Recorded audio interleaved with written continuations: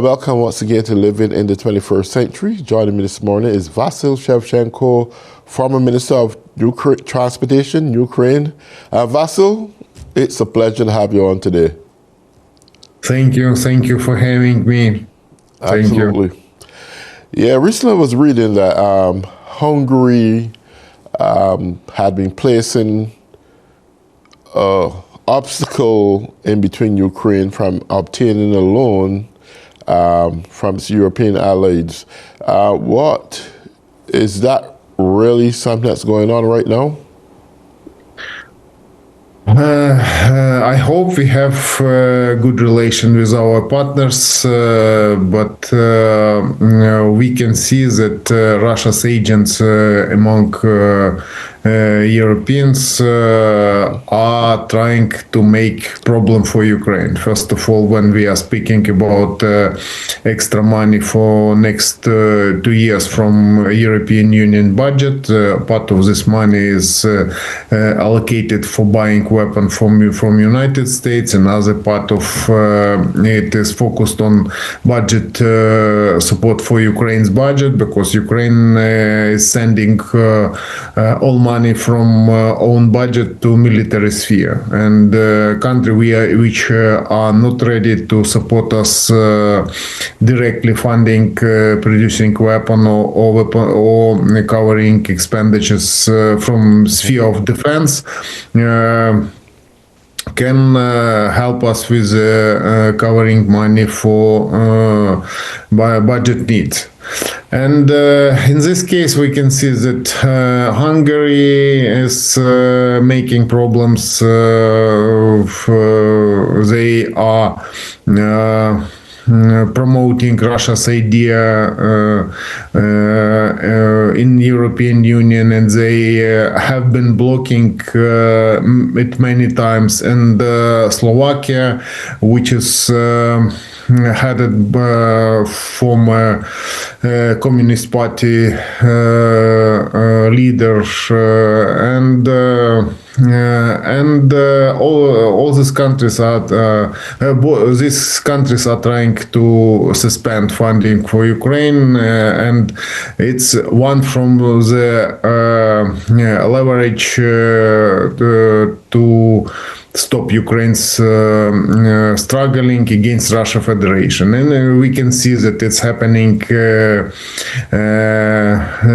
during the negotiations between Russia and Ukraine, which took place in Geneva, in Switzerland. And then we can see that all these European Union's countries are interested in Ukraine's opportunities to resist Russia Federation, because we can see that Russia is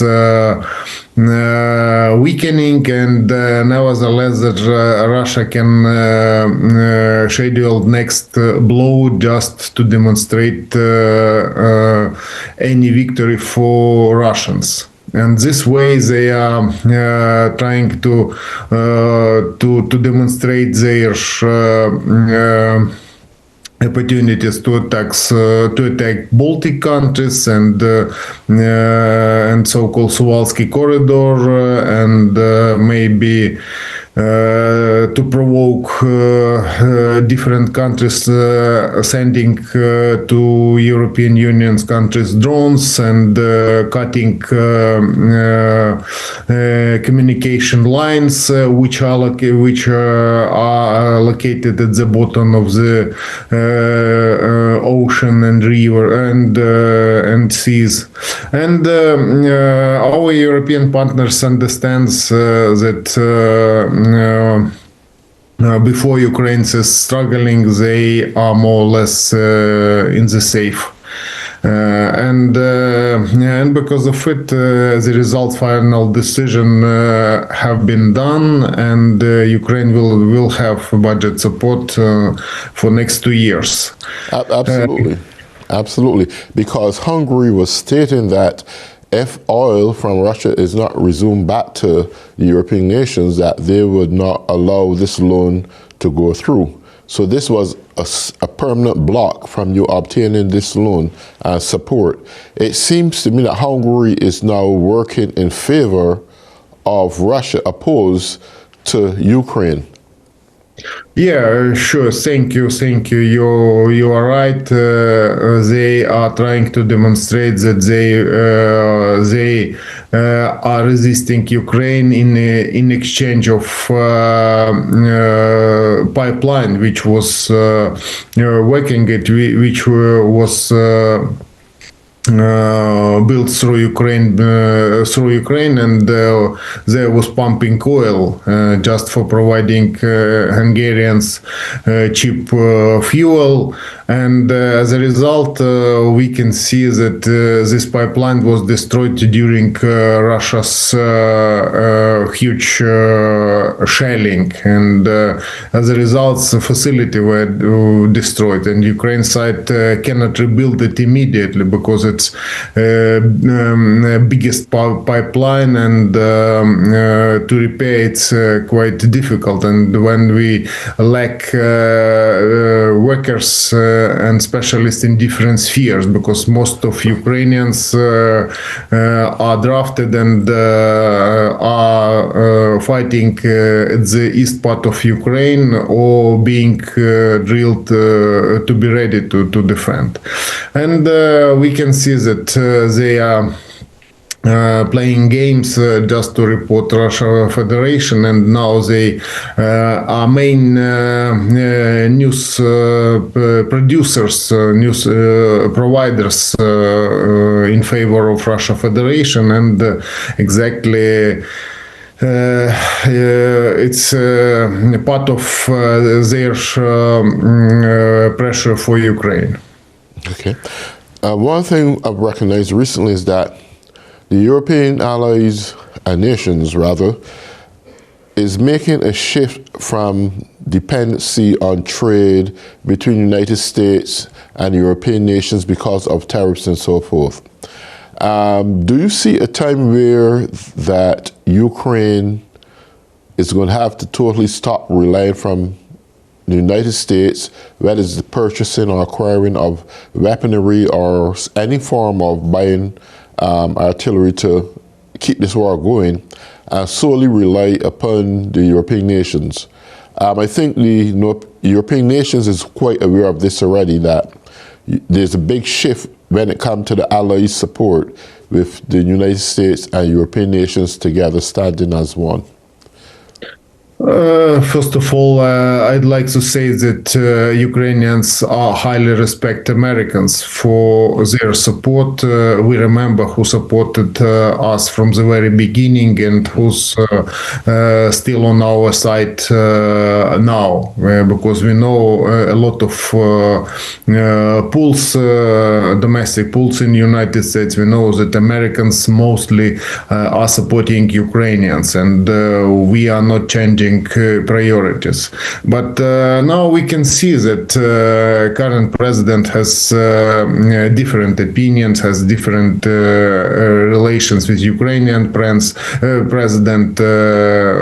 We have seen many scandals concerning it, but it doesn't influence for treating Ukrainians to United States as a country and Americans.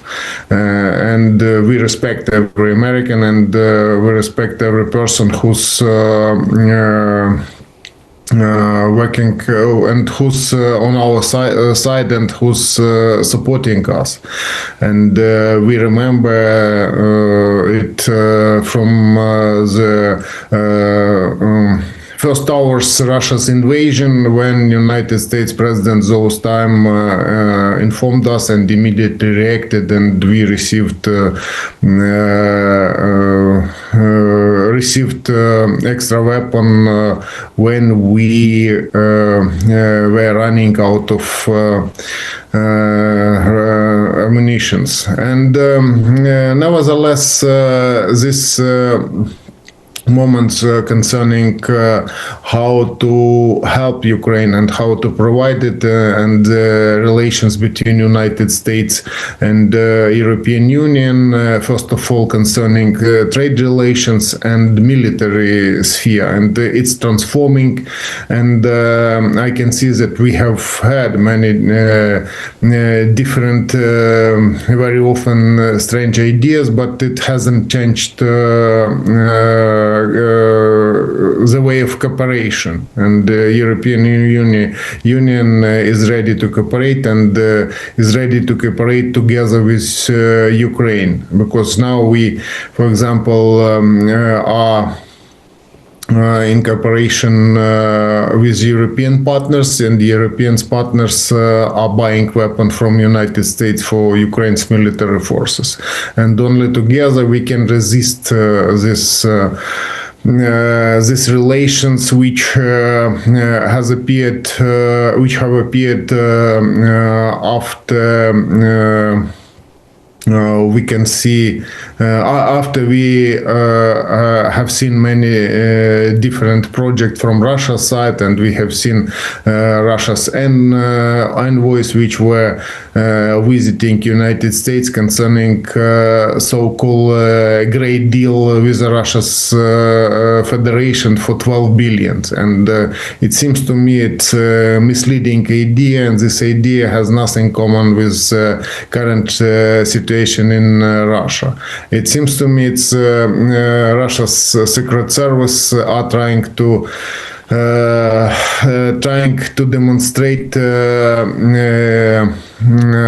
huge lie, because for example they don't have a project for 12 trillion, and exactly nobody believe it, and but nevertheless negotiations from time to time appeared, and it seems to me it's a type of policy which is focusing on distracting Russia from cooperation with China, and maybe provoke China this way, but because it seems to me that these negotiations more complicated than we can imagine, and it means that these relations we have seen is very often is inappropriate for Ukraine, and for example bargaining Ukraine's territory is wrong way, and nevertheless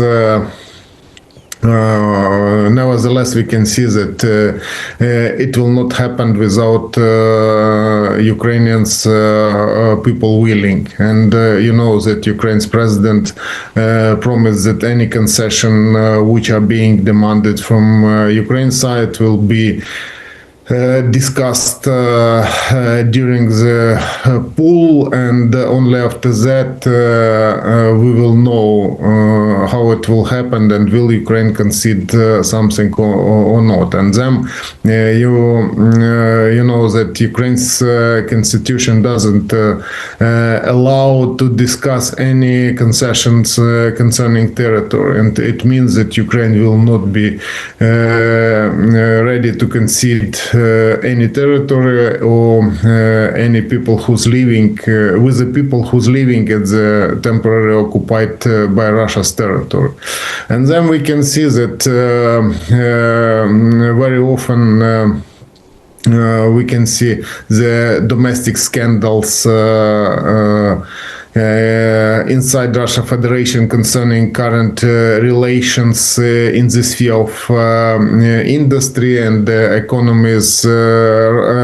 Russia's economy is going to collapse, and their opportunity to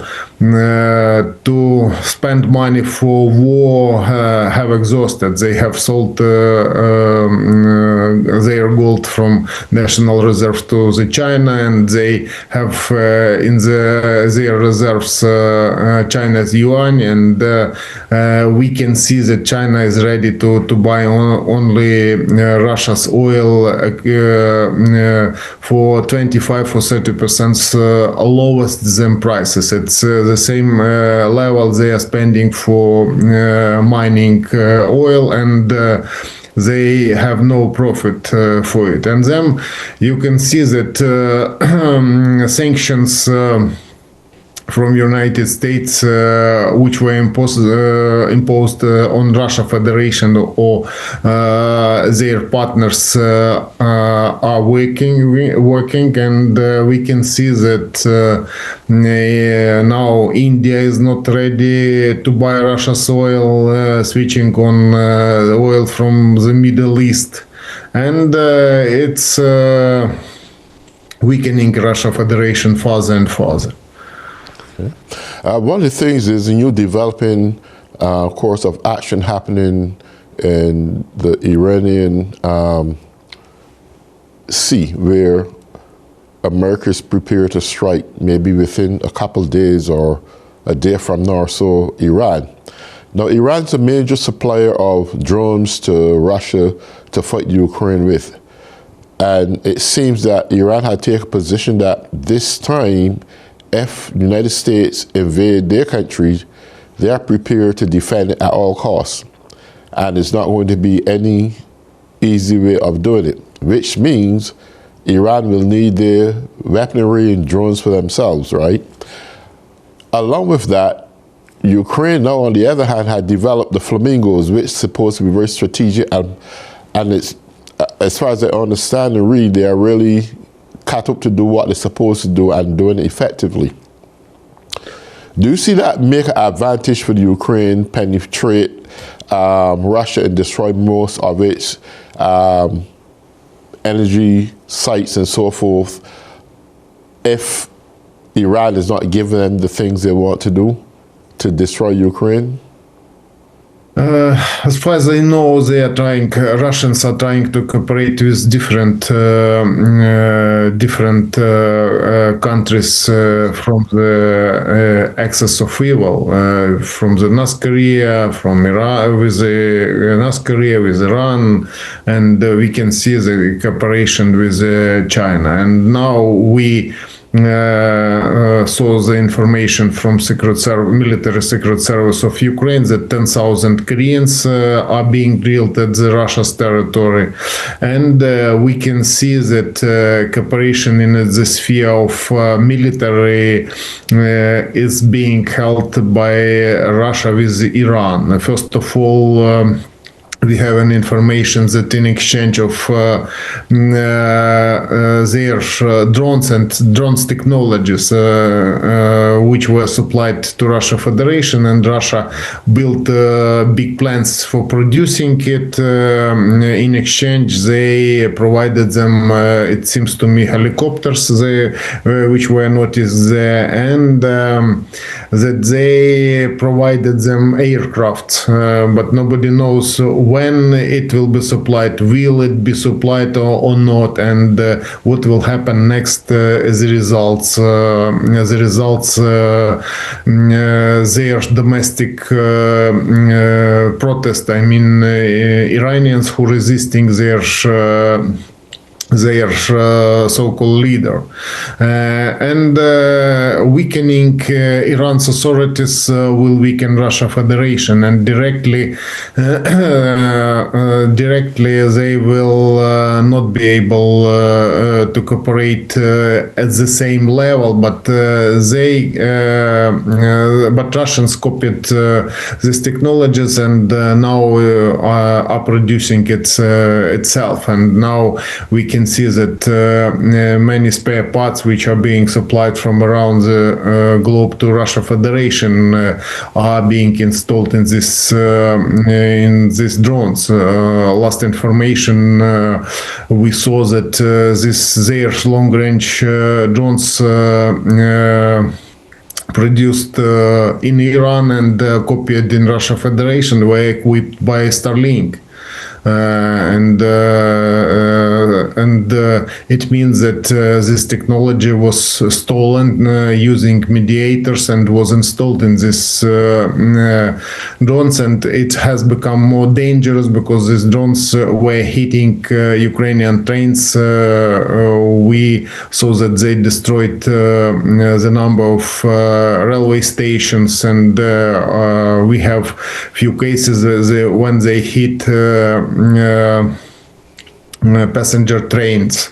And there were killed passengers, and as a result, we saw the information that it was equipped by Starlink, and this technology was implemented to their military forces. And just after negotiations and agreement with Mr. Elon Musk, all this devices were switched off or were limited, and as a result, Russians faced the challenge how to provide communication between military units, and as a result of it, Ukraine's forces have held a few successful operations and liberated territory. Ukraine's territory, which was captured by Russians during half a year. And now we can see that Ukraine is launching, produced in Ukraine, missiles Flamingo, and thanks to these missiles, at the distance about 100 mile from Ukraine was destroyed Russia's plant, which was producing so-called Oreshnik missile system, which were launched two times to Ukraine, and it's extremely expensive, and they were trying to produce. And today we received an information that it was hit second time to destroy these facilities again, and thanks to these technologies, Ukraine will be able to resist and to deter Russia's opportunities to offense, and Russia's opportunities to strengthen their army, and as a result to have domination. And now Ukraine forces have repelled and have attacked many times Russia's troops at the eastern part of Ukraine, between two Ukrainian regions, and we can see that it's good news for Ukraine and for whole society, because, for example, you know that Ukraine is going to have two planes from France. Only two planes we will have during this months, and its previous technologies, which will allow Ukraine to launch middle strike missile produced by France, but it is not enough to repel Russia's offense and to destroy their army. And nevertheless, we have had a lot of negotiations with our partners, but without United States, it's impossible to solve. For example, Ukraine is ready to buy more than 100 planes from Sweden, from our producers, but it's impossible without permission from United States, because the engine for this fighter jet is being produced in United States, and it's military technologies. And it means that Ukraine need fighter jet which would be ready to prevent Russia's blow, because the last Russia's dangerous weapon, it's gliding bombs, and we haven't received from our partners, from Europeans, missile Meteor, which would be able to intercept this Russia's bombers at the long distance. For example, at the distance more than 200 kilometers, just to prevent their opportunity to launch these bombs. But nevertheless, all these questions are at the table and are being discussed with the partners and are being discussed within NATO bloc concerning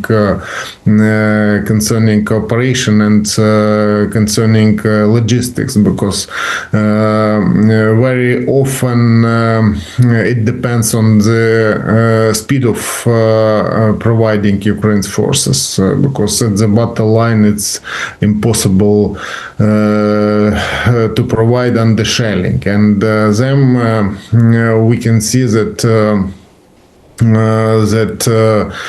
during this winter Ukraine is under serious challenge concerning electricity and heating, and the Russians were hitting many times Ukraine's facility which are producing electricity and heating in the capital and the big Ukrainian city, and all these moments are challenging, and now we are coming to the end of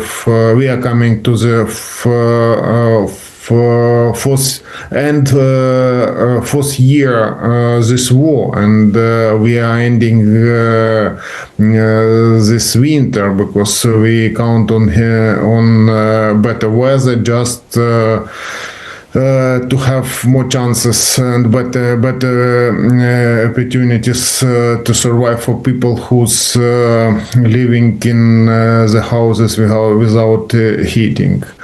And now we can see that we have managed to survive in this case thanks to partners from around the globe, because we have received a lot of technologies and different type of generator from different partners, from European Union, from United States, from Japan, and Ukrainians bought it personally, battery, etc. All this equipment helped us to live and